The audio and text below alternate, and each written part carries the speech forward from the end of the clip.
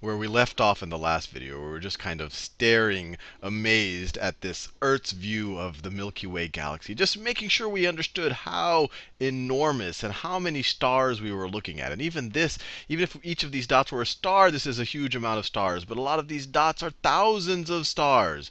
So this, our mind was already blown. But what we're going to see in this video is that in some ways this is kind of just the beginning. And to some degree, I'm going to stop doing these particles of sand in a football field analogy, because at some point the particles of sand become so vast that our minds can't even grasp it to begin with. But let's just start with our Milky Way. And we saw in the last video the Milky Way right here. We're sitting here about 25,000 light years from the center.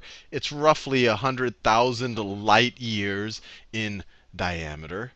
And then let's put it in perspective of its local neighborhood. So let's look at the local group. And when we talk about local group, we're talking about the local group of galaxies. So this right here is the Milky Way's local group. That's us right there, sitting right over here, about 25,000 light years from the center of the Milky Way. You have some of these small, and I use small in quotation marks because these are also vast entities, also unimaginable entities. But we have these satellite galaxies around, under the gravitational influence, some of them, of the Milky Way. But the nearest large galaxy to us is Andromeda right over here. And this distance right over here. And now we're going to start talking in the millions of light years. So this distance right here is 2.5 million. 2.5 million light years. And just as a bit of a reference, if that's any reference at all, 1 light year is roughly the radius of the Oort cloud. And the Oort cloud was, or another way to think about it, the Oort cloud, or one radius of the Oort cloud, is about 50 or 60,000 astronomical units. And that's the distance from the sun to the Earth. So you could view this as 2.5 million times 60,000 or so times the distance from the sun to the Earth. So this is an unbelievably large distance we're talking about here. And that's to get to the next big galaxy over here. But even these things are huge things with many, just unfathomably many stars. But Andromeda in particular, we said that the Milky Way has 200 to 400 billion stars. Andromeda, people believe, has on the order of 1 trillion. 1 trillion stars. So even these just start to become numbers. It's hard to grasp. But we're not going to stop here. So in this over here, this whole diagram right here, it's about 4 light years across. If you go from point to point, if you go from one side to the other side, this is about not 4 light years. Sorry, this is 4 million light years. 4 million. 4 million light years. 4 light years is just the distance from us to Alpha to the Alpha Centauri. So that that was nothing. That would only take a Voyager 1 80,000 years to get. This is 4 million light years. So 4 million times the distance to the nearest star. But but even this is, I'm starting to stumble on my words because there's really no words to describe it. Even this is small on an intergalactic scale, because when you zoom out more, you can see our local group. Our local group is right over here. And this right over here is the Virgo supercluster. And each dot here is at least 1 galaxy, but it might be more than 1 galaxy. And more than 1 galaxies. And the diameter here is 150 million. 150 million light years. So what we saw in the local group in the last diagram, the distance from the Milky Way to Andromeda, which was 2.5 million light years, which would be just a little dot, just like that. That would be the distance between the Milky Way and Andromeda. And now we're looking at the Virgo supercluster that is 150 million light years. But we're not done yet. We can zoom out even more. And over here, so you had your Virgo supercluster, 150 million light years was that last diagram. This diagram right over here, I want to keep both of them on the screen if I can. This diagram right here, 150 million light years across. That would fit right about here on this diagram. So this is all of the superclusters that are near us. And once again, near has to be used very, very, very loosely. Here, this distance is about 150. This is about 150 million light years. A billion light years is 2, 3, 4, 5. A billion light years is about from here to there. So we're starting to talk on a fairly massive, I guess we've always been talking on a massive scale, but now it's an even more massive scale. But we're still not done, because this whole diagram, now these are, these dots that you're seeing now, I want to make it very clear. These aren't stars. These aren't even clusters of stars. These aren't even clusters of millions or even billions of stars. Each of these dots are clusters of galaxies, each of those galaxies having hundreds of billions to trillions of stars. So we're just on an unbelievably massive scale at this point. But we're still not done. We're still not done.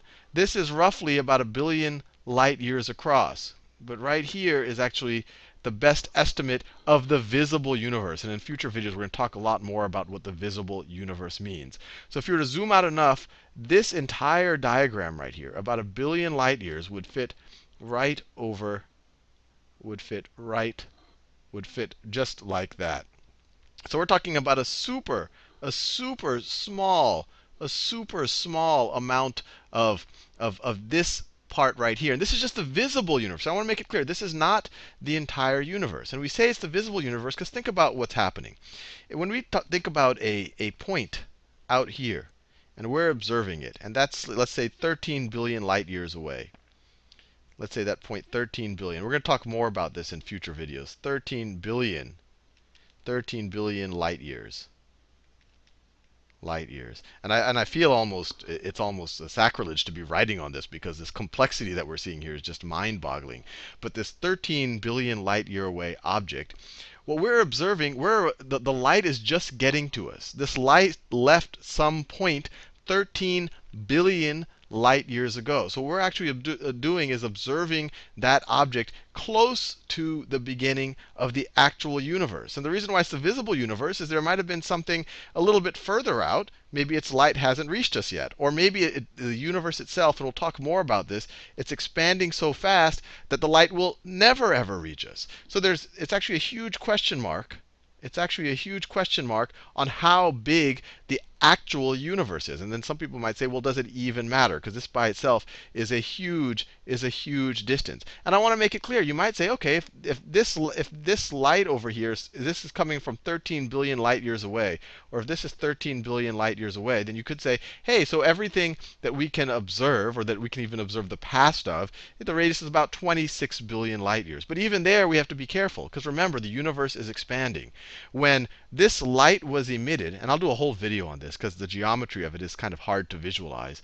When this light was emitted, where we are in the Virgo supercluster inside of the Milky Way galaxy, where we are was much closer to that point. It was on the order of, and I want to make sure I get this right, 36 million light years. So we were super close by, I guess astronomical scales. We were super close, only 36 million light years, to this object when that light was released. But that light was coming to us, and the whole time the universe expanding, so we were also moving away from it. If you just think about all of the spaces, everything is expanding away from each other. And only 13 billion years later did it finally catch up with us. But the whole time that was happening, this object has also been moving.